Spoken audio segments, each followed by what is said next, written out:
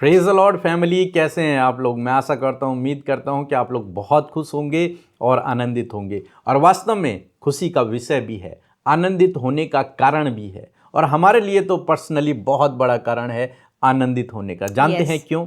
क्योंकि पहले तो आज साल का अंतिम दिन है और कल से हम नए साल में प्रवेश करेंगे।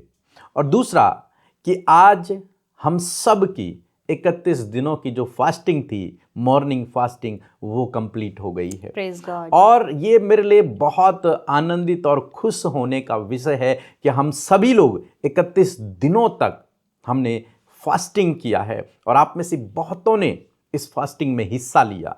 जबकि अनेक प्रकार की समस्याएं हैं लोगों के जीवन में, अनेक प्रकार की बीमारियां भी हैं, लेकिन उसके बावजूद लोगों ने इस फास्टिंग में हिस्सा लिया और बढ़ चढ़ कर हिस्सा लिया और बहुत खुशी से लोगों ने फास्टिंग की। इसलिए मैं परमेश्वर का धन्यवाद करता हूं और इसीलिए ये हमारे लिए आनंदित और खुश होने का समय है, क्योंकि हमने अपनी फास्टिंग को कंप्लीट किया। और आप जानते हैं इसके बाद प्रभु आपको बड़ा प्रतिफल देने जा रहा है। आमेन। बहुत सारे लोगों ने अपनी गवाहियां हमें भेजी।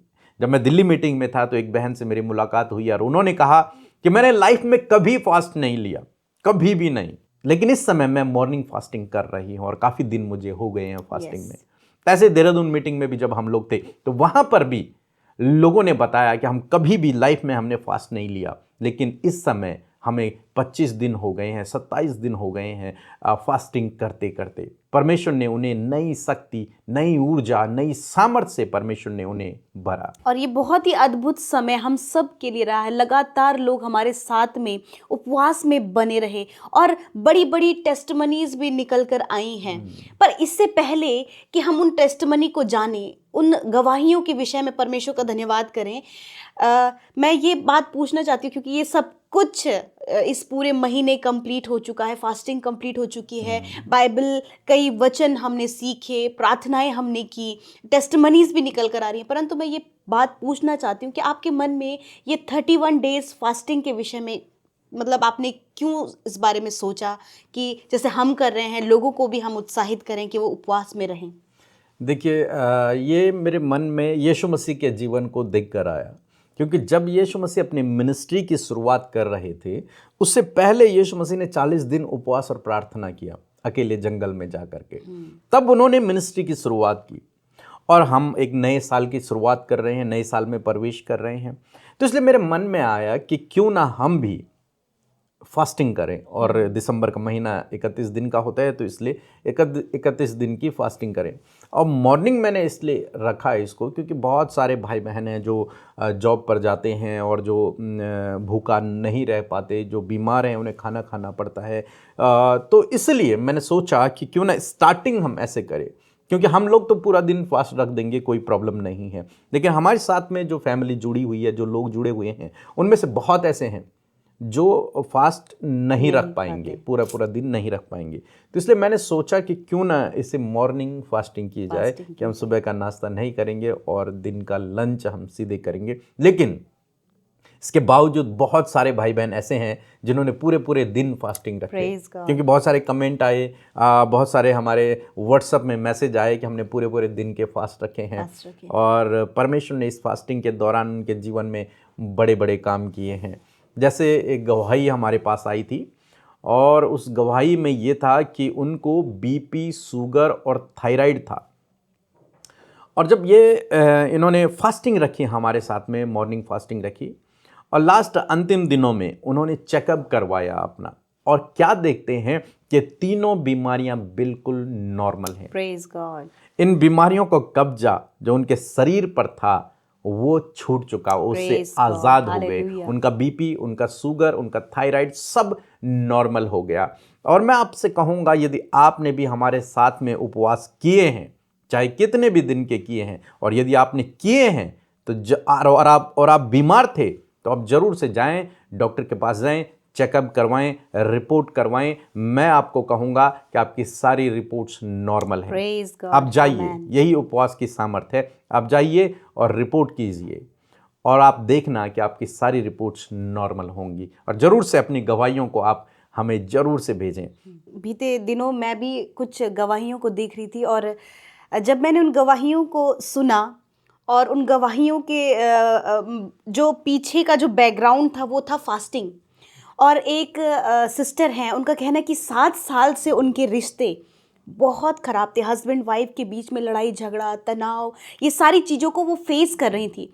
परंतु जब उन्होंने कंटिन्यूस मॉर्निंग फास्टिंग हमारे साथ रखना शुरू किया, और वो कहती कि मैं प्रार्थनाओं में कंटिन्यूस, वचनों में कंटिन्यूस और फास्टिंग में लगातार मैं बनी रही, तो वो जो 7 सालों में उनके जीवन में नहीं हुआ, वो इन 31 दिनों के उपवास में परमेश्वर ने उनके जीवन में किया। उनके जो आपसी रिश्ते थे वो संवरने शुरू हो गए। उनके हस्बैंड का बर्ताव उनके प्रति चेंज हो गया, और वो कहती हैं वो बहुत खुश हैं कि मैंने इन 7 सालों में अपने जीवन में बहुत सारा स्ट्रगल देखा, परंतु इन 31 दिन के उपवास में जब परमेश्वर के निकट वो गई तो प्रभु ने उनके जीवन में कार्य किया। तो ये कुछ बहुत अद्भुत गवाही हैं, क्योंकि ये हम खुद से नहीं कर रहे हैं, ये हम लोग नहीं कर रहे हैं, ये परमेश्वर है जो कार्य कर रहा है। जी, ये उपवास की सामर्थ्य है। उपवास की और सामर्थ्य प्रार्थना कि हम पुराने नियम में पढ़ते हैं, नए नियम में पढ़ते हैं, लोगों ने उपवास किए और परमेश्वर ने उनके जीवनों में काम किए। बड़े बड़े कामों को परमेश्वर ने किया, छुटकारा उन्हें दिया, उनकी परिस्थितियों को बदल दिया, सब कुछ नया उनके जीवनों में कर दिया जब उन्होंने उपवास किए। ऐसे जब इस बहन ने उपवास किया तो उनके रिलेशन अच्छे हो गए, और बहुत सारे और भी भाई बहन होंगे तो इस उपवास के दौरान जिनके रिलेशन अच्छे हुए हैं। एक और गवाही हमारे पास आई थी, और उस बहन ने कहा कि इस उपवास के दौरान उन्होंने प्रार्थनाएं की और परमेश्वर ने उन्हें एक कार से ब्लेस किया। तो ये भी एक बहुत बड़ी बात है कि जब हम उपवास करते हैं और प्रार्थना करते हैं, प्रभु के सम्मुख जाते हैं, तो वो हमारी हार्ट डिज़ायर्स को भी पूरा करता है। तो इस उपवास के दौरान परमेश्वर ने उन्हें कार की आशीष दी है, इसलिए हम परमेश्वर का धन्यवाद करते हैं। जी, और कोई गवाही आपके पास? गवाही है, बहुत सारी गवाहियाँ हैं। और एक सिस्टर हैं, उन्हें टीबी का रोग था और उनके जो लंग्स है उन पर पानी भर गया था। तो उनका कहना है कि वो कंटिन्यूस जब उन्होंने उपवास के विषय में सुना तो पहले तो वो बातें टफ लगी कि एक बीमार व्यक्ति कैसे उपवास करे, परंतु जब उन्होंने निर्णय लिया, डिसीजन लिया कि नहीं मैं फास्टिंग करूँगी, तो प्रार्थना और उपवास में वो हमारे साथ बनी रही।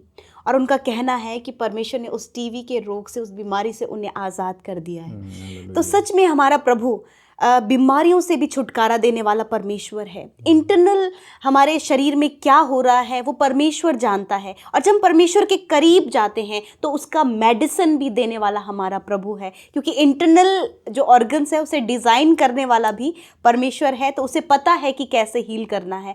तो परमेश्वर ने उन बहन को चंगा किया, और सच में ये बहुत अद्भुत समय है। मैं भी सोच रही थी कि प्रभु 31 डेज़ ऑफ फास्टिंग है, कई लोग नहीं कर पाएंगे, कई लोग सोचेंगे कि हमारे ऊपर कहीं कोई बर्डन ना आ जाए, पर परमेश्वर ने हर एक व्यक्ति जो हमारे साथ इस पीके मसीह मिनिस्ट्री में, हिंदी बाइबल मैसेज परिवार में हमारे साथ जुड़े हैं, वो लगातार इस बात को उन्होंने अप्लाई किया, और जो बात उनसे वचनों के द्वारा की गई तो वो अप्लाई करते रहे, कंटिन्यूस अप्लाई करते रहे। और एक और बहन की गवाही वो बता रही हैं कि मैं चाहती थी कि परमेश्वर आप मुझसे बात करें, परमेश्वर के साथ मेरा कनेक्शन अच्छा हो, पर वो कहती थी कि मैंने कभी ऐसे नहीं जाना कि परमेश्वर कैसे बात करता है, कैसे दर्शन लोग देखते हैं, मैंने ये कभी एक्सपीरियंस नहीं किया था।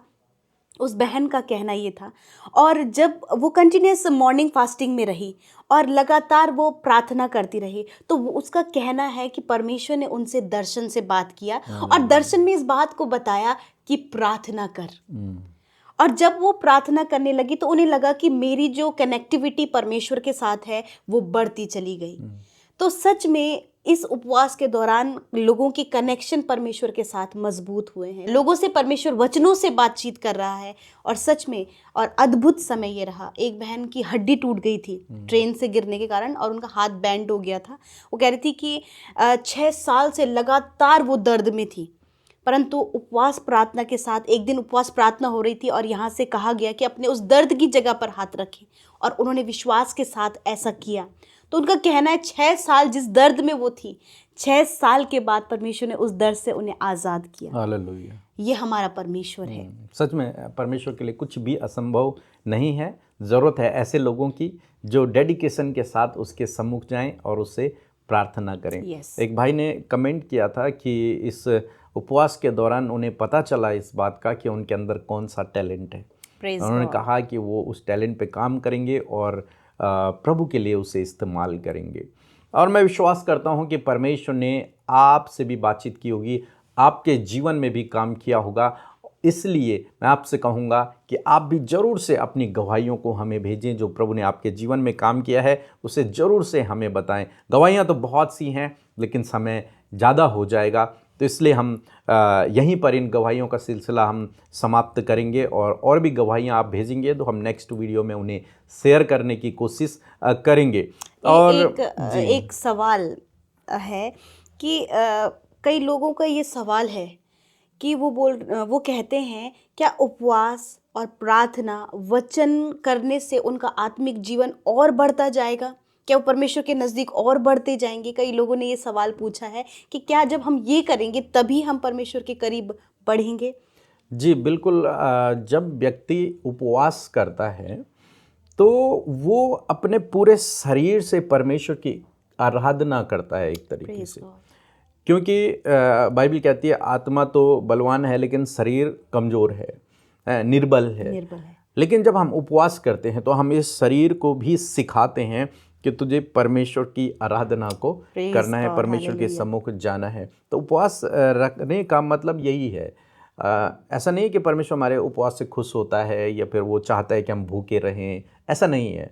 बल्कि जब हम उपवास रखते हैं तब हम तन मन और आत्मा से परमेश्वर की आराधना या फिर उसकी उपस्थिति में Yes, प्रवेश amen. करते हैं। इसी प्रकार से एक तरीका भी है प्रार्थना करने का। जब हम लोग सीखते हैं कि अपने हाथों को उठाकर प्रार्थना करना है और हाथों को फैलाकर आराधना करना है। और आपने देखा होगा कि हम कहते हैं, लोग कहते हैं कि घुटने टेक कर प्रार्थना करो। तो घुटने टेकने का क्या मतलब है? यही है कि हम अपने पूरे शरीर को लगा देते हैं कि प्रभु हम आत्मा से ही नहीं बल्कि हम शरीर से भी तेरी क्या कर रहे हैं? आराधना को कर रहे हैं, तेरी उपस्थिति में है। तो जब हम उपवास करते हैं तो निश्चय हमारी आत्मिक उन्नति होती है और हम प्रभु में बढ़ते चले जाते हैं। जी। और मैं यूं कहूँगा कि हर एक विश्वासी को वीकली एक बार तो फास्ट करना ही है, मस्ट है, ये जरूरी है।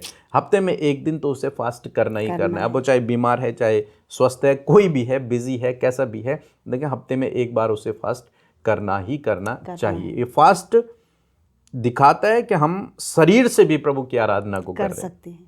तो ये अब समय होगा कि हम प्रार्थना और वचन की ओर जाएंगे। क्यों ना हम अब वचन की ओर जाएं। हाँ। जैसे कि आप सभी लोग जानते हैं कि ये साल का अंतिम दिन है और कल से हम नए साल में प्रवेश करेंगे और ये नया साल आपके लिए बहुत बेहतर होगा। आशीषों का साल होगा, बढ़ोतरी का साल होगा। जो बातें रह गई हैं इस 2025 में, परमेश्वर उन बातों को इस 2026 में आपके लिए पूरा करेगा। आपके सपनों को, आपकी ड्रीम्स को प्रभु पूरा करेगा, आपके प्लान्स को प्रभु पूरा करेगा। आपके लिए प्रभु नए दरवाजों को खोलेगा। जो दरवाजे इस 25 में बंद रहे वो 26 में आपके लिए खुलने जा रहे हैं यीशु के नाम में। प्रभु आपको गाइड करेगा, सही रास्ता प्रभु आपको दिखाएगा, कहाँ आपको जाना है, क्या आपको करना है। प्रभु आपकी अगुवाई करेगा इस 2026 में। निश्चय ये जान लीजिए कि 26 आपके लिए आशीषों का साल है। लेकिन हो सकता है ये 25 आपके जीवन में कुछ मुसीबतें आपके जीवन में रही हों, इस 2025 में कुछ दुख रहे हों, कुछ परेशानियां रही हों, या फिर इससे पहले आपने स्ट्रगल किया हो, या फिर आप बीमार हो गए हों, कोई भी प्रॉब्लम आपके जीवन में आई हो जिसके कारण आप निराश हो गए, दुखी हो गए, परेशान, चिंतित हैं। लेकिन मैं आपसे कहूँगा, जब आप आज रात में और कल जब आप नए साल में प्रवेश करने जा रहे हैं तो एक नई सोच के साथ में आप प्रवेश करें, नए विचारों के साथ में आप प्रवेश करें, नई आशा के साथ में आप नए साल में प्रवेश करें। क्यों मैं ये सब कह रहा हूँ? क्योंकि ये बहुत बड़ा असर करेगा आपके फ्यूचर पर। आपकी सोच, आपके विचार बहुत बड़ा असर करते हैं आपके भविष्य पर।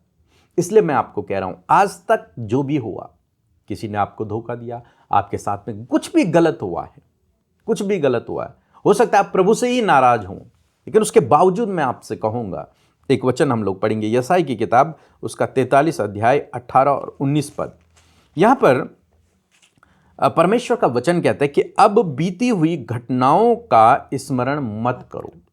जो घटनाएं तुम्हारे जीवन में हो गई हैं, जो बीत चुकी हैं, उन्हें अब याद मत करो, न प्राचीन काल की बातों पर मन लगाओ। तुम्हारे जीवन में क्या हुआ, क्या बुरा हुआ, क्या गलत हुआ, कहाँ कमी रही, क्या प्रॉब्लम थी, वो सब को छोड़ दो, उन पर मन मत लगाओ, उनको याद मत करो।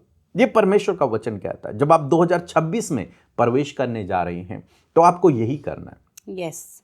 सारे साल भर जो कुछ गलत आपके जीवन में हुआ, उन सब को भूल कर, यस, आमेन, लोगों को माफ करके, उनसे प्रेम करके, अपनी परिस्थितियां जो कठिन रही, प्रॉब्लम्स रही, उन सब को भूल कर, यस, उनको याद भी नहीं करना है।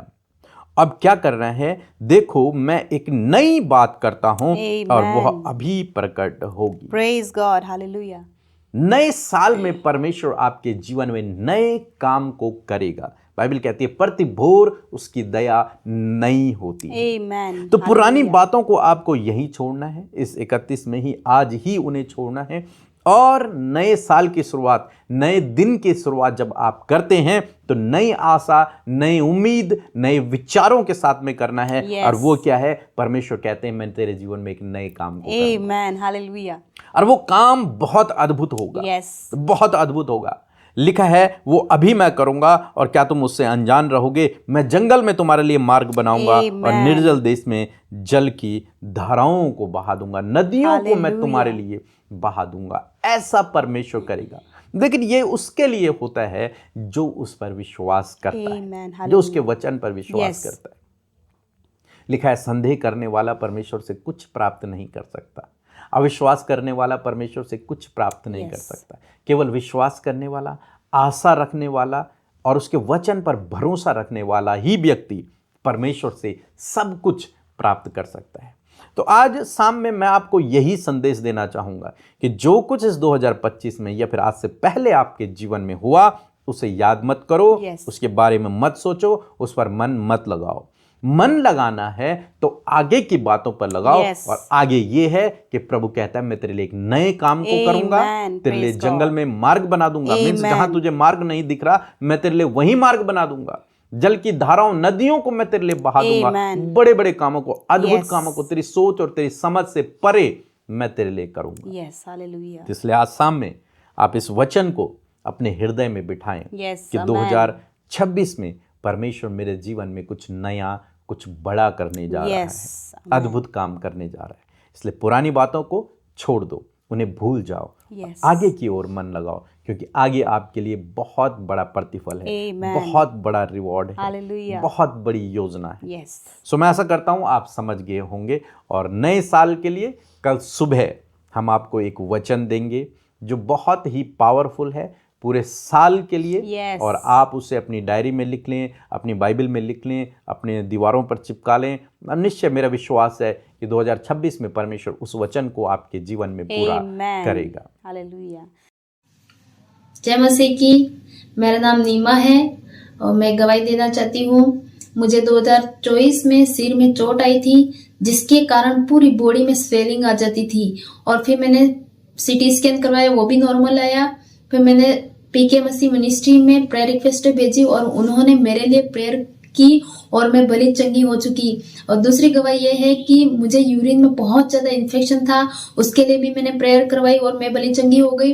तीसरी गवाही, मेरे पहले पेट में दर्द होता था, उसके लिए भी मैंने प्रेयर रिक्वेस्ट भेजी और उन्होंने प्रेयर करी और मैं भली चंगी हो गई।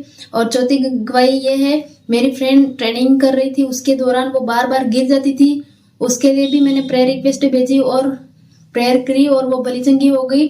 और पांचवी गवाही ये है कि मेरे पापा पहले बहुत ज्यादा बीमार रहते थे, उनके लिए भी मैंने प्रेयर करवाई और वो उनको बहुत आराम मिल गया।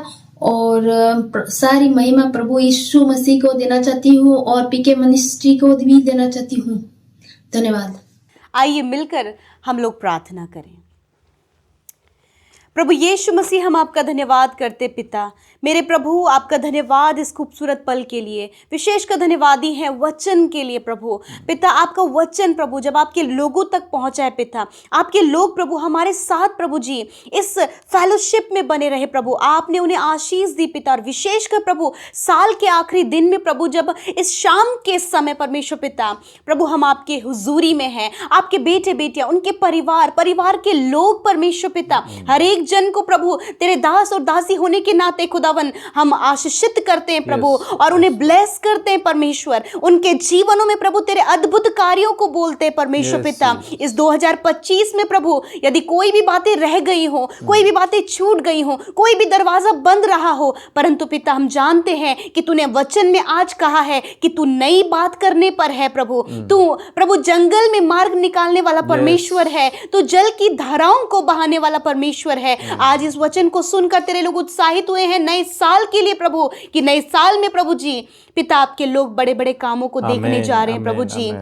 पिता वो अपने फैमिली में बड़े आश्चर्य कर्मों को देखने जा रहे हैं, वो अपने बिजनेस में, अपने फाइनेंस में, अपने बच्चों की लाइफ में, अपने लाइफ के हर एक क्षेत्र में वो बड़े बड़े कार्य को देखने जा रहे हैं प्रभु। और हम धन्यवादी हैं इस 2025 के लिए खुदावन, इस 2025 में हर एक दिन की फेलोशिप के लिए प्रभु, हर एक दिन के वचन के लिए प्रभु हम धन्यवाद करते हैं। और विशेषकर प्रभु इस पूरे 31 दिन की फास्टिंग के लिए प्रभु, जब तेरे लोग उपवास में रहे, प्रार्थना में रहे प्रभु, बहुतों ने आशीष पाई, बहुतों के जीवन में गवाहियां आई प्रभु, हम धन्यवादित हैं पिता। और प्रभु आज पिता जो वचन आपने आपके लोगों के लिए दिया है पिता, आज वो विचारों में नए होने पाए पिता, आपके लोग नए थॉट के साथ, न्यू बातों के साथ प्रभु नए साल में प्रवेश करें प्रभु। आज जो बातें इन्हें दुख दे रही है, परेशान कर रही है, बहुतों ने इनके विरोध में पाप किया हो, बहुतों ने इन्हें दुख दिया हो, बहुतों ने इन्हें निराश किया हो, बहुतों ने इनकी नाम धराई की हो, परंतु धन्यवाद कि तू प्रभु ऐसा हृदय देता है कि जो क्षमा करने वाला है, दया करने वाला है। और आज प्रभु ये दया और क्षमा करने वाला हृदय परमेश्वर पिता आज आपके लोग यूज करें और प्रभु उन बीती हुई बातों को इसी वक्त छोड़कर प्रभु वो नए साल में कल प्रवेश करे पिता। प्रभु मैं प्रार्थना करती हूँ आज आप इनके थॉट्स को नया करें, इनके माइंडसेट को न्यू करें प्रभु, और होने दे पिता जो कुछ इन्होंने इस साल नहीं पाया, परंतु धन्यवाद आने वाला साल प्रभु तू नई बात करने पर है प्रभु। मैं धन्यवाद करती हूँ आज इन भाई बहनों को, इनकी फैमिली को, इनके बच्चों को आपकी प्रेजेंस में रखते हैं। आपकी खुशहाली, आपका आनंद, आपकी सामर्थ, आपकी भलाई इनके जीवनों में आए प्रभु। यदि कोई भी बात ऐसी है जो इस समय आज की शाम में इन्हें परेशान करे, यीशु के नाम में कमांड करते हैं, जाओ इनके जीवन को छोड़कर। यदि आप इस समय बीमार हैं तो अपनी बीमारी की जगह पर हाथ रखें, यीशु के नाम में इसी वक्त सारी बीमारी, सारे रोग, सारे दर्द और सारी तकलीफ को इसी वक्त हम कमांड करते हैं, आज्ञा देते हैं, जाओ यीशु के नाम में, छोड़ दो इनके शरीर को, हर एक बीमारी जाओ यीशु के नाम में, सर से लेकर पैरों तक, हड्डियों की, मांसपेशियों के, अंदरूनी अंगों की सारी बीमारियां जाओ यीशु के नाम में। थैंक यू जीसस, आपने फ्री किया प्रभु। रिश्ते जो टूटे हुए यीशु के नाम में बन जाएं, कर्जे यीशु के नाम में दूर जाओ, हर एक फाइनेंशियल प्रॉब्लम यीशु के नाम में दूर जाओ, हर एक समस्या यीशु के नाम में दूर जाओ। यदि कोई भी डिप्रेस, एंजाइटी, डिप्रेशन और बुरे सपनों में है, खुदावंद यीशु के नाम में इसी वक्त फ्री हो यीशु के नाम में। धन्यवाद आज की रात में पिता, हम सब धन्यवादी हैं प्रभु आने वाले नए साल के लिए, और ये जो बीता हुआ साल प्रभु जो हमने तेरी प्रेजेंस में बिताया प्रभु, हम धन्यवाद करते हैं। इसलिए प्रभु जितने भाई बहनों ने विनती निवेदन हमें आज भेजे हैं, जितनों ने अपनी विनतियों को भेजा, हम उन सब के लिए धन्यवादी हैं कि तूने उनकी सुधी ली, उनके जीवनों में कार्य किया प्रभु। धन्यवाद। इसलिए हम सारा आदर, सारी महिमा आपको देते हैं और आपके बेटे बेटियों को आशीष देते हैं। आपका वचन आपके लोगों के जीवन में पूरा होने पाए। आज रात अच्छी नींद से सुलाएं, कल का नया दिन और नया साल परमेश्वर आपके लोग आपके साथ में देखें। Thank you father. सारा आदर, सारी महिमा आपको देते हुए प्रार्थना यीशु के नाम में मांगते हैं, सुने और ग्रहण करें। आमीन, आमीन और आमीन।